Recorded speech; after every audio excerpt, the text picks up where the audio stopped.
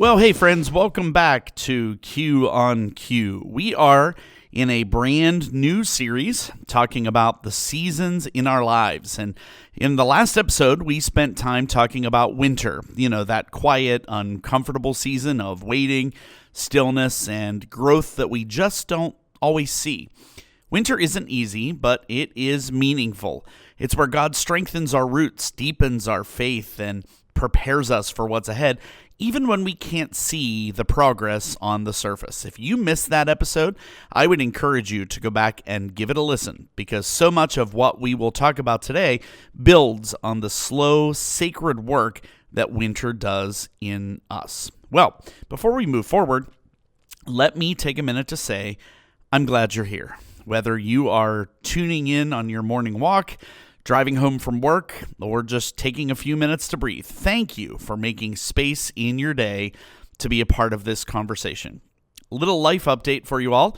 I am now 4 weeks after my big fall that I took, and I am doing really well. If you missed the info from last time, I took a pretty nasty fall and broke a couple bones in my back, and I am doing remarkably well for the severity of the injury that I had. The pain in my back is really quite minimal now, and though it's still uncomfortable at times to sleep, I am really doing way better than I anticipated. I go back for some follow-up scans coming up here in a few weeks, and then I see the doctor, so I'm asking that you continue to pray for the healing that is taking place and that I will get a good report from the doctors. Christmas is normally a busy season for us. It's a busy season for musicians. This year's a lot different for me, though. It's the first time in many years that I am not directing anything at Christmas. My day-to-day teaching responsibilities shifted this year, and for the first time in many, many years, I am full-time in the classroom, and I am not in a rehearsal room, so I don't have an ensemble to direct. But the busyness of the season has shifted now to our daughter. She is in her first full-time position and gearing up for her big Christmas programs this week. I know she's nervous and a little anxious, so if you have a moment, please pray she will feel a sense of calm and that everything will go as smoothly as it can. I know she wants to make a good first impression with her first series of concerts here. Our son, he is finishing up his third semester at school. Finals start later this week, and then he'll be headed to a big conference in Chicago before coming home for break. It'll be great to have him back home for a few weeks. Thanks for letting me share a little bit about what's going on in life. It's always great to share about my kids.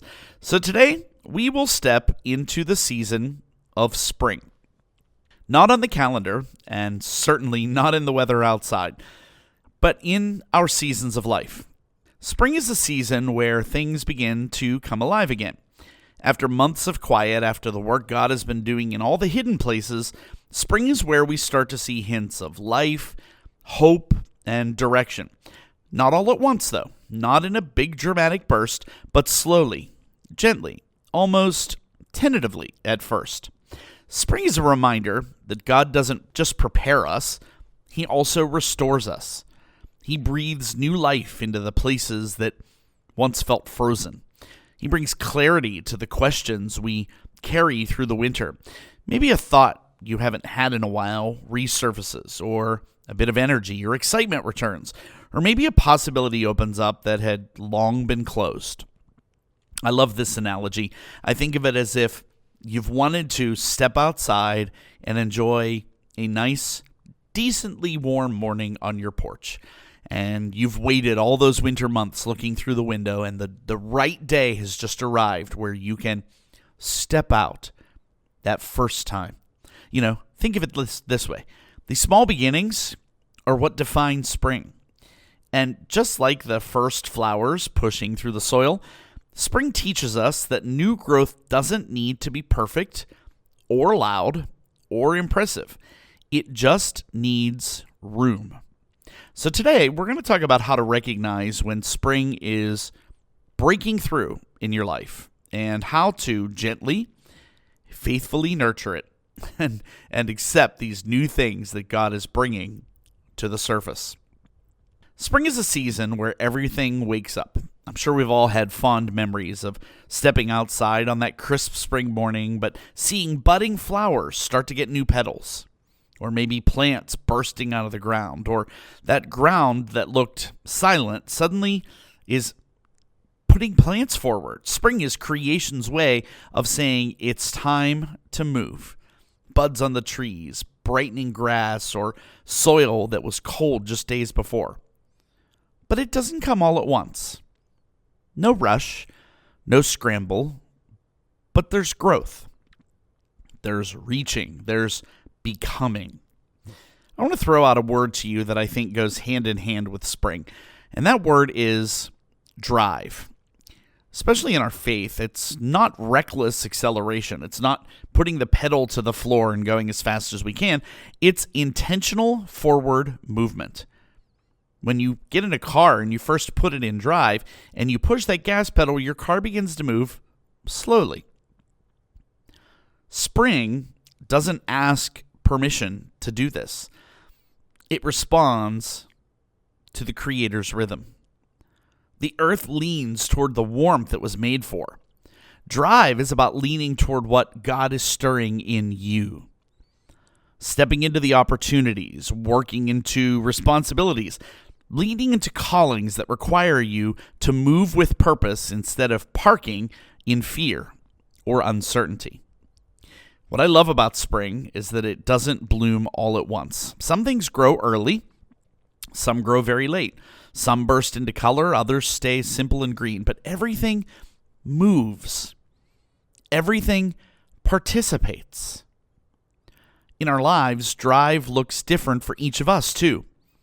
For one person, it might mean launching a new ministry or stepping into a new season of leadership. For someone else, it might be beginning again. Maybe it's healing, forgiving, rebuilding, or believing. Moving forward is still moving forward. Spring reminds us growth is not only possible, it's the natural next step after winter. God wired his creation to move toward life, and he wired you the same way. There are seeds in you that were dormant on purpose, waiting for the right moment, the warmth, the light, this season. Drive is that courage to let them surface, because you see, spring is the season where something is stirred in us that just won't stay quiet. It's not outside pressure, it's inner awakening. There are moments when you sense God nudging you forward, not by force, but by renewal. A spark, some longing, or maybe a quiet, you don't need to stay here anymore. In the scripture, you see this pattern when God asks his people to move, not out of panic, but out of promise. Like when he reminded the people of Israel, I am doing a new thing. Now it springs up. God-inspired drive begins with that inner rising, that sense that something new is breaking through. Often this momentum starts subtly. Might be something like a simple shift in how you do something. It might be a revived dream that occurs to you again. It could be an opportunity that just aligns just the right way in a way it couldn't have aligned during winter. Sometimes it's the simple realization that God never intended us to settle into stillness forever. Spring is life being breathed into places that felt dormant, whispering, move forward. It echoes the way that Jesus would call people, not rushing them, not overwhelming them, but inviting them to walk a few steps at a time. Movement, not perfection. Our spiritual drive strengthens when we begin living not just to hold things together, but to step into purpose. Winter teaches survival. Spring opens our eyes to direction. You start noticing things in unexpected places. You start recognizing God's voice with newfound clarity. It says in Psalm 37, this is God ordering our steps. Think of that. Such a gentle image, not being shoved, not being dragged, but guiding each footstep one moment at a time. That shift from being carried to being led is often how we know a new season has begun. Drive rooted in God doesn't rely on constant adrenaline or ambition. It relies on trust. The whole path is rarely ever revealed. Instead, the next steps are lit just enough for us to move. And in those first inches of obedience, God often meets us most profoundly. His drive is different from our self-driven striving. It doesn't exhaust because it's fueled by His timing and His presence. When we move with Him, the pace feels sustainable, hopeful. It's not about going faster, it's about going forward with Him.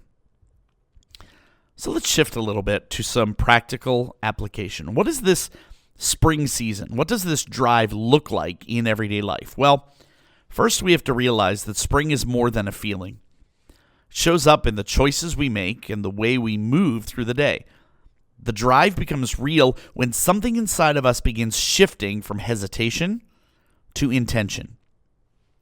It often starts in small places, long before anything big or public changes. Maybe you wake up with a little more clarity about what matters most. Maybe you feel a quiet courage to reach out or to start something or revisit something you thought was finished. Remember, spring doesn't demand dramatic leaps. It welcomes small, faithful steps that accumulate into momentum. One of the clearest signs of drive is when you begin to grow again. Not just growing, but giving yourself permission to grow. Not just dreaming about change, but choosing it. Maybe that looks like setting boundaries around your time or energy to make space for something God is growing in you. Maybe it's dusting off an idea. Maybe it's bringing back a calling that you felt but you haven't pursued. Or maybe it's going after a passion you set aside because life got busy. Maybe it's as simple as saying yes to one meaningful thing each week. Reaching out to a friend, revisiting a creative habit, joining a group, taking on a project that stretches you in healthy ways. These small things are often the beginning of a larger yes in your life. Drive also expresses itself in the way we prepare. Spring is the season where the soil has to be tended before anything can flourish. And for us, that might mean clearing mental clutter or taking care of unfinished business or old narratives that keep us stuck. It might look like organizing a part of your life that you've been avoiding. Your schedule, your priorities, your commitments, not to be busy, but to be aligned. Because then you often feel a pull towards order, simplicity, not perfection, just clarity. And then there's openness. In spring, we see everything that fuels growth and creation is wide open. Light, warmth, rain, very different than winter where the preparation was happening below the surface. And in a similar way, we can be spoken to in new ways and through unexpected sources. Maybe that means listening more closely in prayer or allowing Scripture to challenge us rather than simply comforting us. It might mean paying attention to the conversation or opportunities that keep resurfacing. When God stirs spring in you, He often uses repetition and resonance and timing to get your attention. What can move us is being willing to follow those prompts even when they feel unfamiliar. Because drive becomes visible in our relationships. Spring draws things outward. I said before, we see what is helping the flowers grow, the light, the rain, the branches stretching forward. In our lives, that can look like initiating conversations rather than waiting to be noticed. It might be apologizing when needed. It might be reaching out to mend something that winter froze over. Forward movement almost always involves people. Sometimes the bravest form of drive is stepping towards someone rather than away. And drive shows up in how we talk to ourselves, too. Winter can leave us second-guessing, doubting, or even carrying quiet shame. Spring begins when your internal voice shifts, even a little bit, towards hope and possibility and believing that God's work in you is not finished. It's choosing to narrate your life with words that agree with God's direction rather than your fears. It's looking at where you are and saying, I'm not stuck, I'm growing. That internal mind shift is often the truest sign that spring has begun. Spring becomes truly real to us when we can look back and see a moment when God nudged us into motion again, when something inside said, it's time to move forward. Everybody has a story like that, even if you don't realize it, or even if it didn't feel dramatic at the time. Sometimes our spring doesn't arrive all at once. Sometimes we only recognize it later when we realize a door opened, or a heaviness lifted, or a long-held idea suddenly felt possible. And when we share those stories with others, they become evidence. They become a testimony to the fact that new beginnings are not only possible, but normal. You know, when the COVID pandemic was just starting back in 2020, I was literally right at the start of spring. It was middle of March. I was going through one of those periods that I've just mentioned, like a winter period. I had just spent 5 months in a state of flux, we'll call it. We as a family went through some pretty difficult things, me personally especially, and it was admittedly a season of calm and a season of waiting, a period of winter that I was unsure where it was headed. It just seemed like it was dark and cold, but I trusted that there was movement below the surface. Little did I know, but I should have trusted that spring was just around the corner, because after months of fighting internally and externally, times of questioning yet trusting, new doors opened. New excitement emerged. New opportunities presented themselves. A newfound support for me and who I was and what I did came to life. And I saw perhaps what was the most creative period for me, musically and spiritually, that I'd ever seen. And that hasn't died off. Even though seasons have come and gone, this creative time goes through its periods of new ideas, bloom, and then dormancy and rest. And then they cycle again. And to be honest, it's brought forth a whole new set of ideas and excitement for me in so many ways. It's one of my spring stories. During that same period, I first felt this podcast becoming something alive. It wasn't something I planned to do. Everybody was starting a podcast during the pandemic. I had no plans to be part of what I called at the time the noise that was filling the digital airwaves. I didn't plan it. It started as a small idea, but then suddenly it grew roots and branches, and it became part of who I am and part of my ministry. And while millions, probably billions of podcasts have gone quiet since that time, I keep downloading things to share. You know, whatever your story may be, the heart of it is this. Spring often begins quietly. It starts with one decision, one prayer, one brave conversation, one moment where hope feels stronger than fear. And that small step has a way of unlocking the next one. And before we realize it, we're moving again. Not because everything is fixed or perfect, but because God breathed life into an area we thought was finished. Sharing that process, the hesitation, the shift, the movement, helps others see how God can bring spring into their own lives. Well, if you're listening today and something inside you feels like it's waking up, even just a little, I want you to know that it matters. You don't have to understand the whole picture for God to use this season. You don't have to feel completely ready to take a step. Spring rarely waits for ideal conditions. It grows because it's made to grow. And you were made for forward movement too. Maybe it's been a long winter for you. Maybe you felt stalled or forgotten or unsure of what's next. But if there's even a spark of desire, curiosity, or openness, pay attention to it. That might be the first sign of God breathing new life into a part of you that's been still for way too long. And please hear this. Your next step doesn't have to be big to be real. Sometimes the biggest thing you can do is take one small act of courage, make one phone call, open one door, revisit one dream, pray one honest prayer, because drive begins in the small choices that align your heart with where God is leading. And as you move, even gently, you'll begin to sense his presence in new ways. Not pushing, not pressuring, guiding, steadying, giving you exactly what you need for that moment and not 1 ounce more. That is how spring works. Gradual, intentional, and faithful.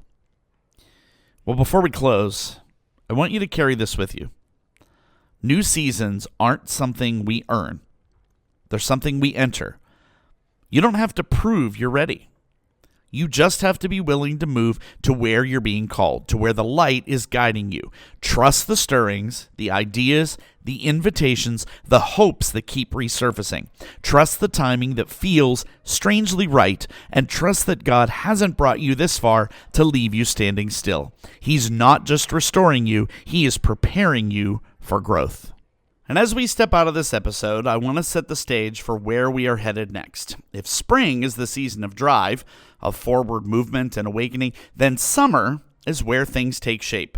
Summer's the season of growth, strength, energy, and purpose. It's where the things God has started in you begin to mature and gain confidence. It's where momentum becomes identity. So next time, we're going to talk about what it means to live fully in the summer season. How to stay rooted, how to stay nourished, and how to flourish without burning out. Can't wait to explore that with you. Until then, that's all for this week's Q on Q. As always, I really do appreciate you tuning in this week. We'll see you back here next time when we'll have more for you on Q.